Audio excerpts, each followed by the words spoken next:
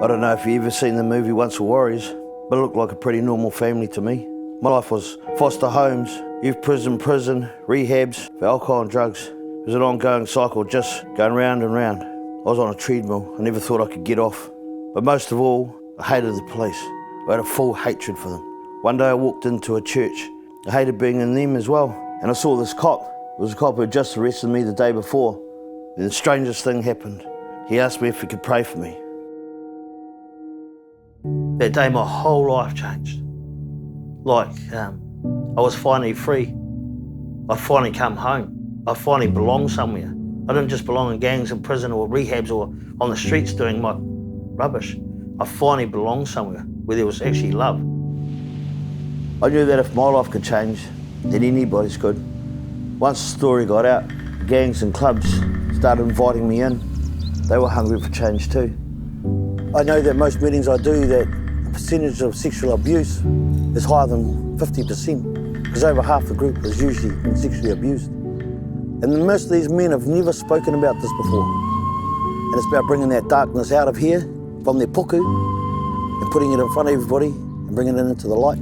I thought I was going to do something really wrong that would have put me away for a while, taking me away from my family, my kids, most of all.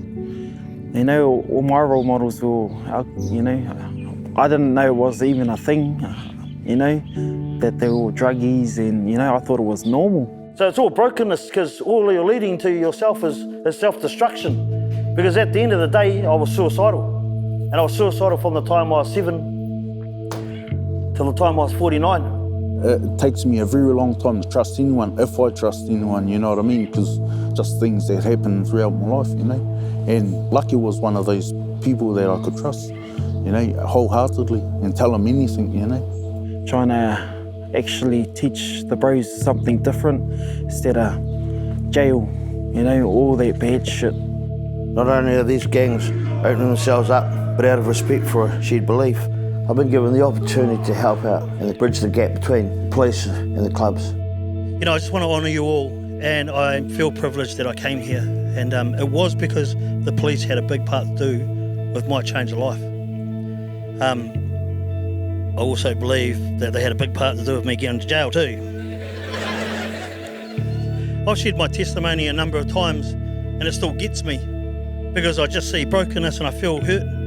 I don't feel hurt anymore. I have a father now and he's up there. You know, come and love me. Came for me when nobody else was there.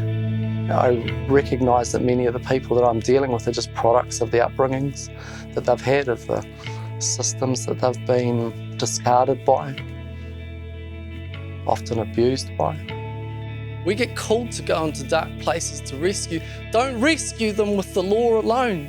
Don't rescue them with offering them things that can't save. Some of the clubs now, they're about family first. The clubs when I was young was about patch first. That's massive. I never thought I'd ever see that. Most of these gangs members grew up with brokenness and trauma. Now that they've become fathers themselves, they're determined to create a better home for their wives, for their children, for their community. For a long time, you know, I had been taking from this community, and now it's like, for me and my wife, we just give back, and this is our way of showing it. I think just trying to give our children something different anyway than what we had, you know, besides drugs and alcohol, and, you know, that's what we're exposed to. We want to try to expose our children to something else. I know in my heart what I wanted to do for my children, you know, and to leave a legacy. Here, bringing light into their lives, into their club. I see it in them. I truly see their hearts. It's about pulling down those barriers and that misconception that it's a weakness. It becomes our strength when we change.